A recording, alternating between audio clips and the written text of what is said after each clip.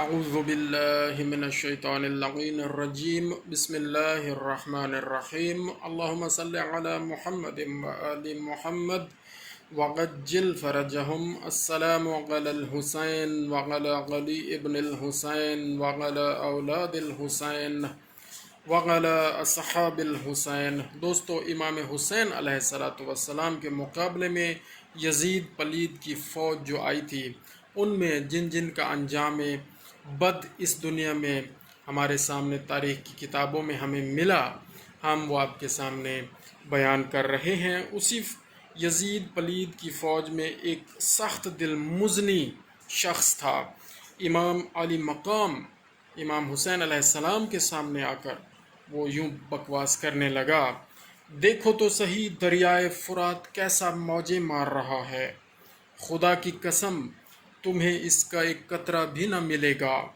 اور تم یوں ہی پیاسے ہلاک ہو جاؤ گے۔ جب اس نے یہ بکواس کی تو امام حسین علیہ السلام نے فوراً اللہ رب العالمین کی بارگاہ میں عرض کی، اللہم امتن عطشانا، یعنی یا اللہ عز و جل اس کو پیاسا مار۔ امام علی مقام علیہ السلام کے دعا مانگتے ہی اس بے حیا مزنی کا گھوڑا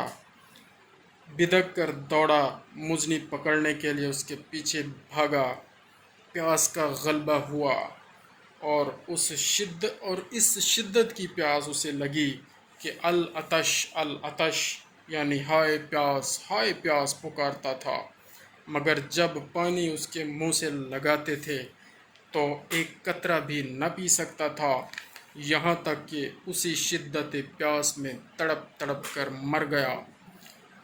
دوستو، معلوم ہوا کہ امام حسین علیہ السلام کے گستاخان اللہ رب العالمین کو بالکل ناپسند تھے اور بے ادبی امام حسین علیہ السلام اللہ رب العالمین کو گوارا نہ تھی اور قطعاً نامنظور تھی،